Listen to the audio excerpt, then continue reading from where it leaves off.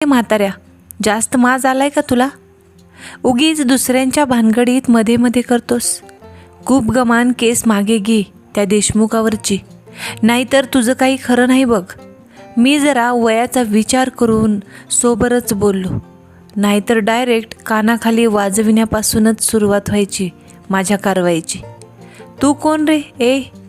सुपारी बिपारी दिली की काय त्या देशमुखानेच माझी तुला? चल चालता हो इथून. त्याने माझ्या मित्राचे पैसे परत करावेत. बस, माझं आणि त्याचं काही वैर नाही. आता तर माझं डोकंच फिरलं. मग मी त्याला जोरदार कानाखाली मारणार. इतक्यात एक मुलगी पुढे आली. तिने माझा हात पकडला. काळेभोर डोळे, पाण्याने भरलेले, लांब सडक काळेभोर केस, रागाने लालबुंद झालेला चेहरा आणि मनाला घायल करणारी ती रागीट नजर. मला काही कळायच्या आत तिने माझ्या कानाखाली वाजवली. माझे सहकारी मित्र आता हीच काही खरं नाही या नजरेने तिच्याकडे पाहू लागले. पण मी मात्र तिच्याकडे पाहतच राहिलो होतो. तिच्या चेहऱ्याशिवाय दुसरं काहीच दिसत नव्हतं. मी काहीही करत नाही हे बघून माझ्या मित्रांनी मला ओढत ओढतच घराबाहेर आणलं. मी मात्र तिच्याच विचारात गुंग होतो. आमच्या ऑफिसमध्ये गेल्यावर माझ्या 2 मित्रांनी मला चांगलाच झापलं. झालं असं की मी किशोर शांताराम शिर्के, वडील नामवंत वकील. शिक्षणाकडे अजिबातच लक्ष नसल्यामुळे त्यांनी काही माझ्याकडे लक्ष दिले नाही. जेमतेम 12वी जीवावर पास झालो. पण त्या 11वी-12वीच्या 2 वर्षातही आईबाबांजवळ माझ्या हाणामारीच्या इतक्या केसेस पोहोचल्या की मी घरी आहे त्यातच ते धन्यता मानत. 3-4 वर्ष मी घरातच बसून होतो. जोपर्यंत आईकडून पैसे मिळायचे तोपर्यंत माझं सगळं व्यवस्थित चाललं होतं. पण बाबांना त्याचीही खबर होतीच.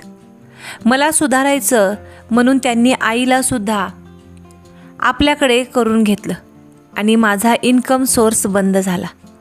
तरीसुद्धा मी काही सुधारत नाही हे बघून बाबांनी तर मी त्यांचा मुलगाच नाही असं जाहीर केलं होतं. पण आईचं प्रेम कसं आटणार म्हणून घराचा तरी आसरा होता. मी बाबांसारखा शिकून फार मोठा व्हावा अशी आईची खूप इच्छा होती. बाबांच्याही मनात तेच होतं, पण मला त्यातलं काही रुचतच नव्हतं. तर काय करशील? पैसे नाहीत, करायचं तरी काय सुचत नव्हतं. दारू, सिगारेट विना घसा कोरडा पडला होता. इतक्यात माझा मित्र राजेश एक काम माझ्याकडे घेऊन आला. तो म्हणाला, एक सभ्य गृहस्थ आहेत. आत्ताच त्याने नवीन बिझनेस सुरू केलाय, पण 2 गावगुंड आहेत जी त्याच्याकडे सारखी पैशाची मागणी त्याला करून त्रास देत होती. त्याला कायमची सुटका मिळवून देणाऱ्याला तो चांगलाच मोबदला देणार होता. मी तयार झालो, कारण पैशांची अडचण तर होतीच. शिवाय बाबांच्या नावाला आणि मलाही बरेच जण टरकूनच होते.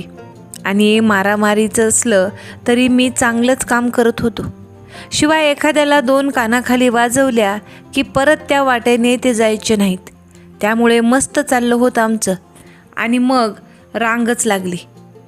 2 मित्र आणि मी अशी तिथे 3 जण एक कामगिरी फत्ते करून पैसे कमवत होतो. म्हणून तेवढ्यासाठी आम्ही ऑफिसच खोललं होतं.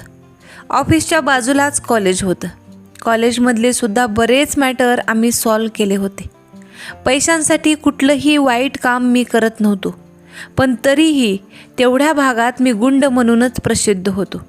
त्यातीलच एक केस म्हणजे मिस्टर देशमुख, ज्यांना पार्टनर मिस्टर रानडे होता आणि त्याने देशमुखांना फसवलं होतं आणि उलट आरोप देशमुखांवरच लावला होता. माझा जीव अडकलेल्या मुलीचा बाप या रानडेचा मित्र होता. रानडेच्या सांगण्यावरून त्याने देशमुखांवर खोटी केस केली होती. आता त्या माणसाचा गैरसमज होता की तोही त्या रानडेसारखाच होता की काय. पण देशमुख माझ्याकडे मदतीसाठी आले होते आणि ते सच्चे होते, म्हणून मी त्यांना मदत करणारच होतो.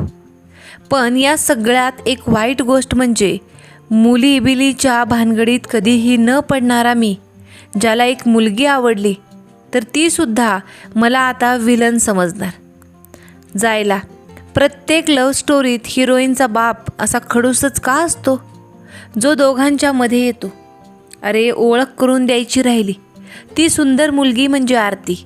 नावाप्रमाणे सुंदर, निरागस.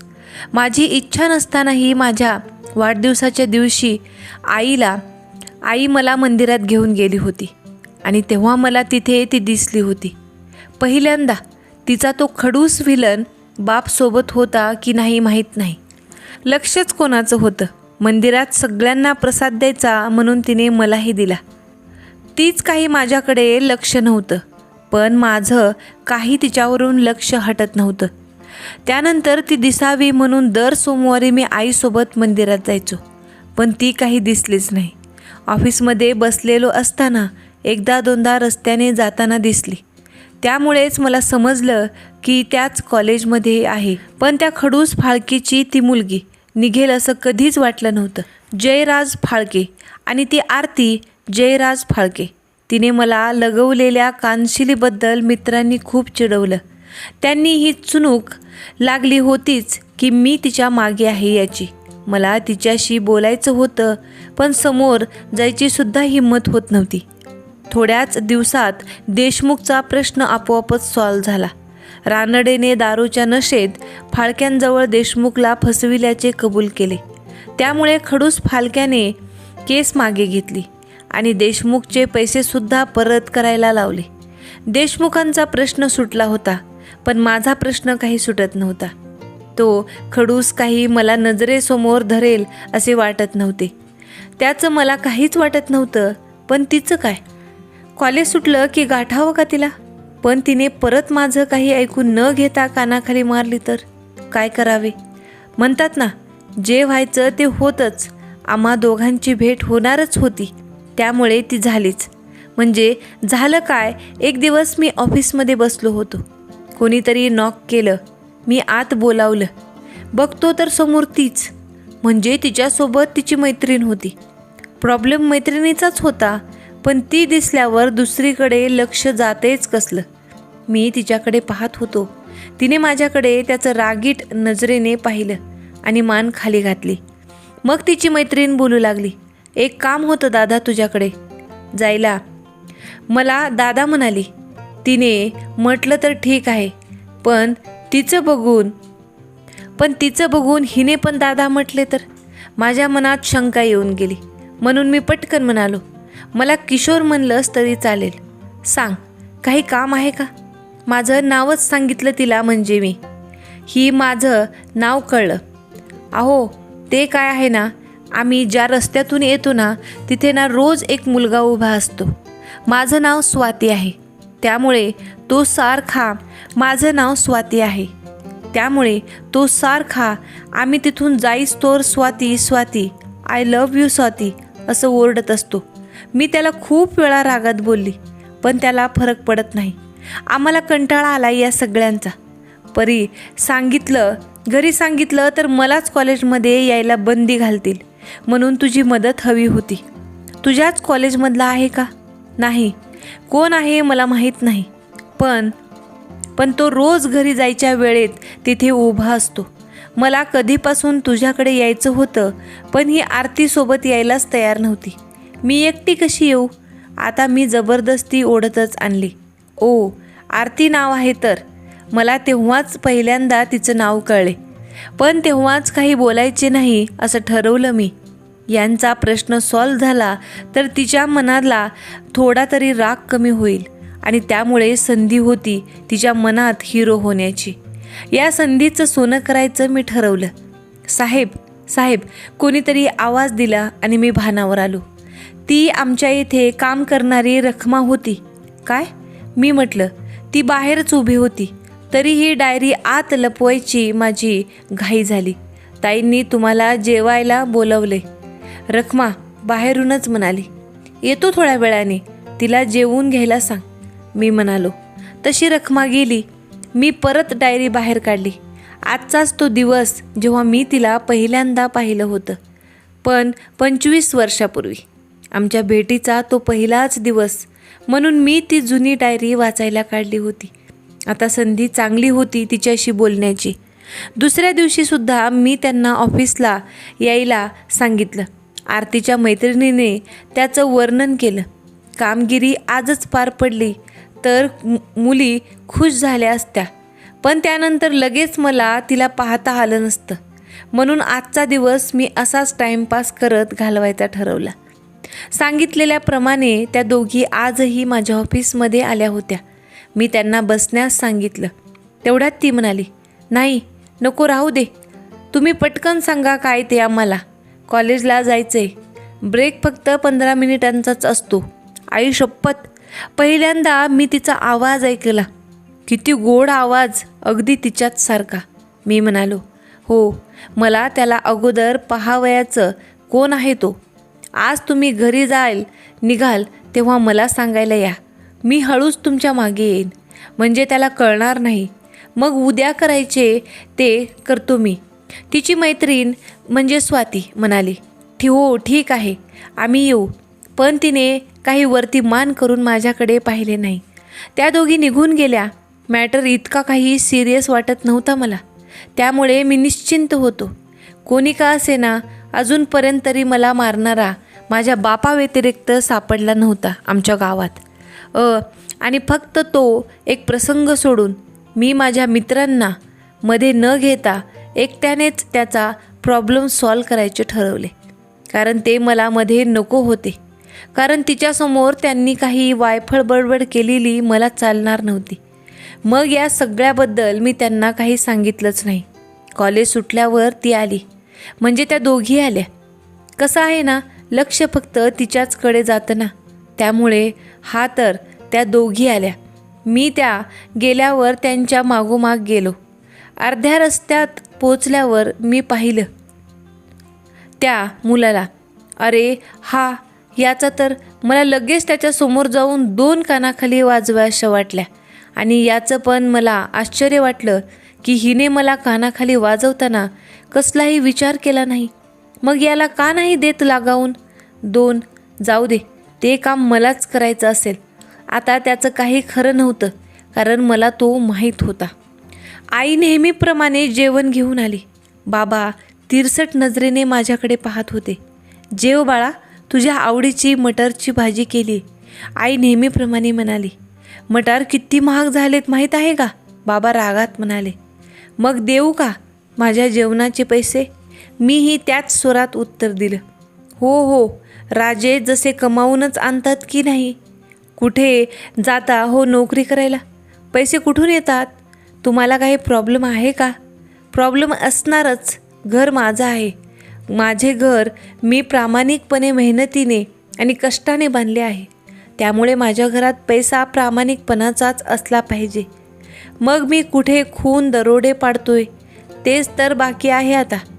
असं काही पुढे घडलं तर आपल्या विरुद्ध केस लढवायला मागे पुढे बघणार नाही.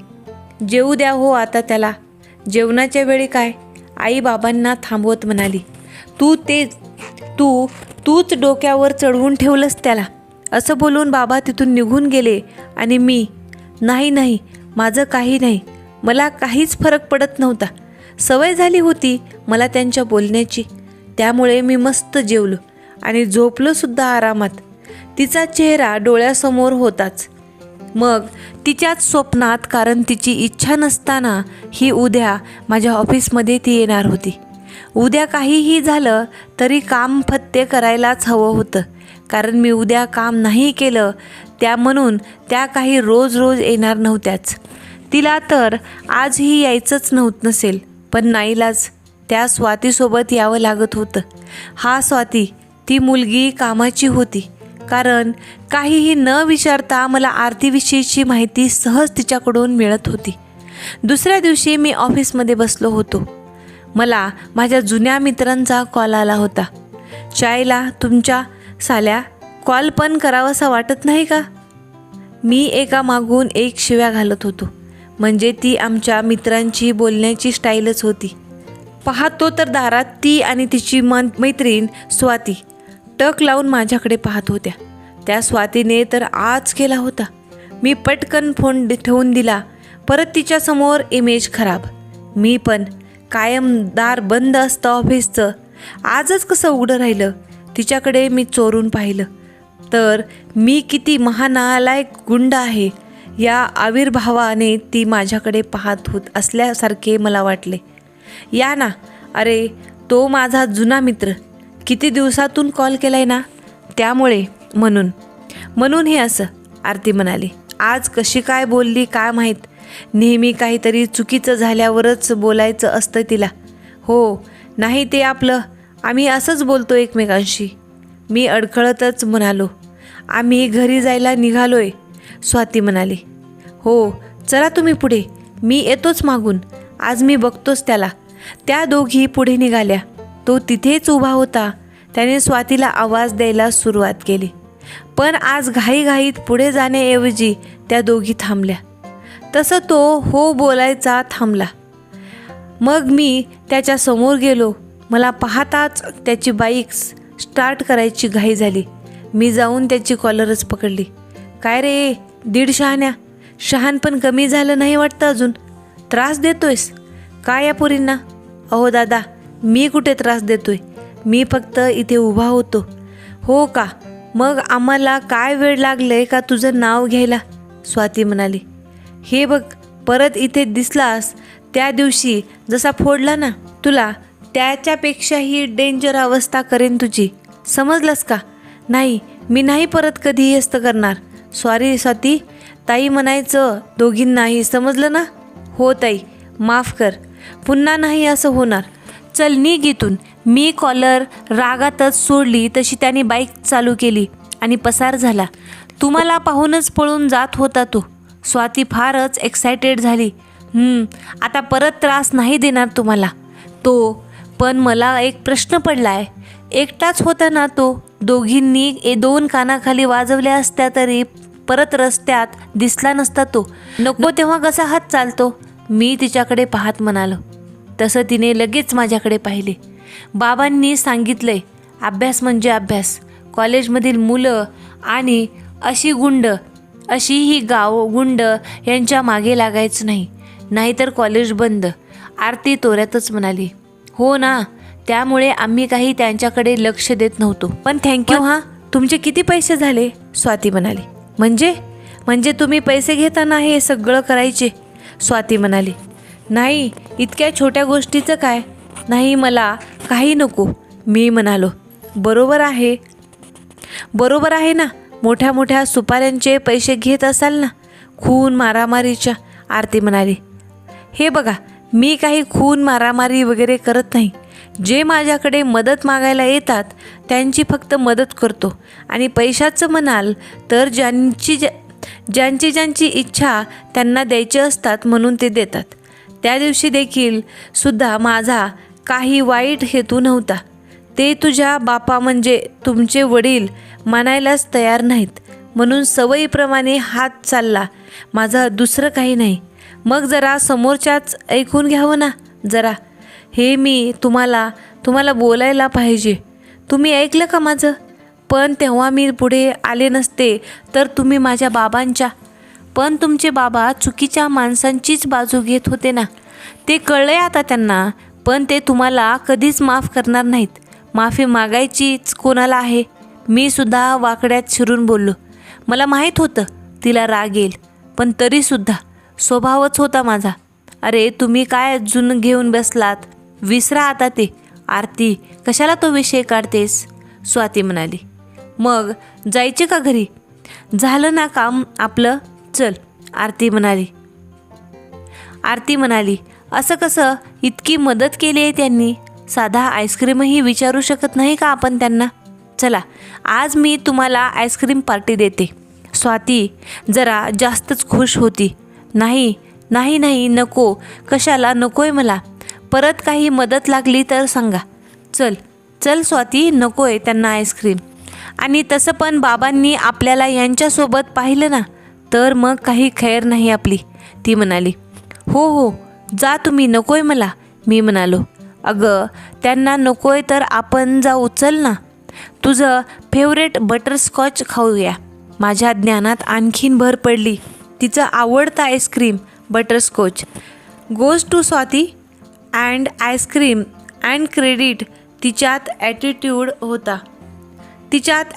होता, पण मी सुद्धा काही ऐकणारा नव्हतो. तिच्या बापाच्या नजरेत मी हिरो होणे गरजेचे होतं, पण अगोदर मला तिच्या नजरेत हिरो व्हायचं होतं, कारण ती मला मवालीच समजत होती. हा व्हिडिओ तुम्हाला कसा वाटला ते कमेंटद्वारे सांगायला विसरू नका. असेच नवनवीन व्हिडिओ पाहण्यासाठी व्हिडिओला लाईक करा, शेअर करा आणि आपल्या चॅनलला नक्की सबस्क्राईब करा. भेटूया त्याच्या पुढच्या भागासोबत. तोपर्यंत धन्यवाद.